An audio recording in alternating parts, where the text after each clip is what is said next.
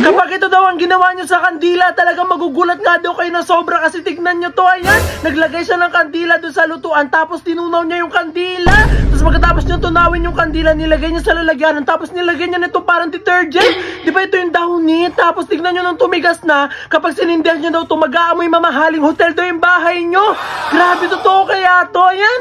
Wow! Kaya naman nung nakita ko ngayon sa TikTok ay talagang nagulat nga ako. Kaya naman dali-dali na nga ako nagpunta dito nga sa pamilihan nga dito sa amin para nga bumili ng mga kailangan para nga magawa nga yun. Una ko nga agad nakita nga itong mga lagayan nga na to, talaga sobrang nga ako nagandahan kaya talaga napabili nga ako. At dahil hindi ko nga pwede galawin nga yung kandila nga sa altar nga namin, kaya talagang dito na nga lang ako bibili nga ng mga kandila nga na gagamitin nga natin para nga magawa yun. At talagang dinamihan ko na nga ng bili para talagang hindi nga ako kulahan kasi malalaki nga yung mga lagayan nga na nabili ko at kailangan nga maraming kandila. Ayan! So finally, nandito na nga rin yung mga kailangan natin para magawa natin yung napanood natin na sa TikTok. So umpisa na nga natin siya para talagang malaman natin kung legit talaga yun. So let's go!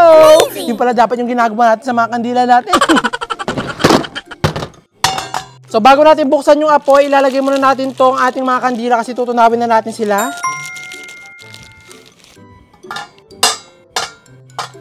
Maraming ating nilagay kasi malaki-laki yung ating lagayan. So ito muna ang tutunawin natin, tapos mamaya pag natutunan sila, mag-add pa tayo ng mga kandila. So umpisahan natin itong tunawin.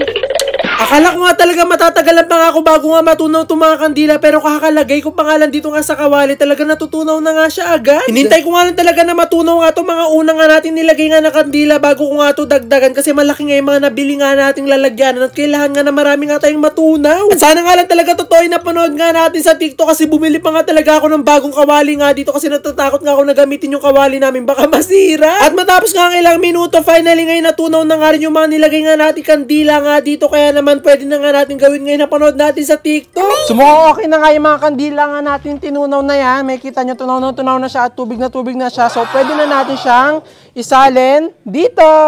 So tara na. Takunin natin tong ating imbudo. Salin na natin.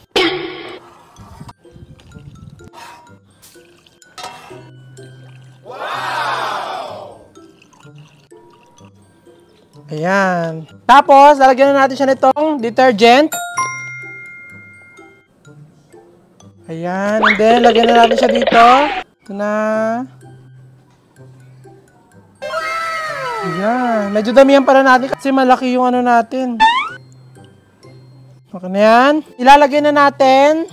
Ito. Amazing!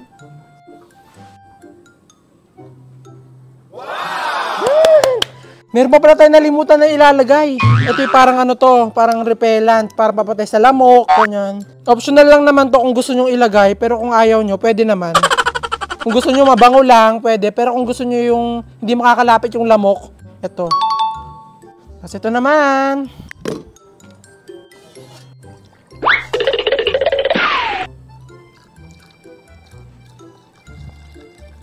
Dapat may tumutulo. Ha? Butas?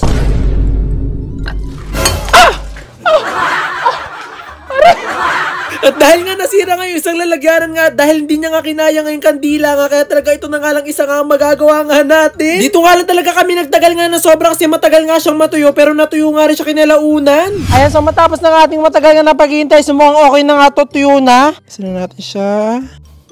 Ayun. Ayan, so ito na siya. Grabe, ang ganda na naging itsura niya. Parang mamahaling kandila, parang mga nabibili sa mga mall, may mga scent, ganun. Amazing! Tapos yung amoy, ang bango! Ayan. Ayan. So ito na siya. So guntingin na natin yung pinaka nandito. Tapos pwede na natin to sindihan. Ayan. O, diba? Oo nga. Ang bango! At talaga namang nagulat nga ako kasi inaamoy ko pa nga lang yung kandila, talagang mabango na. Pero nung binuksan ko nga talaga nagulat ako kasi yung pinakausok talagang mabango. At sigurado nga ako na matutuwa nga si mama pag uwi niya nga dito kasi amoy 5-star hotel na nga itong bahay nga namin dahil dito.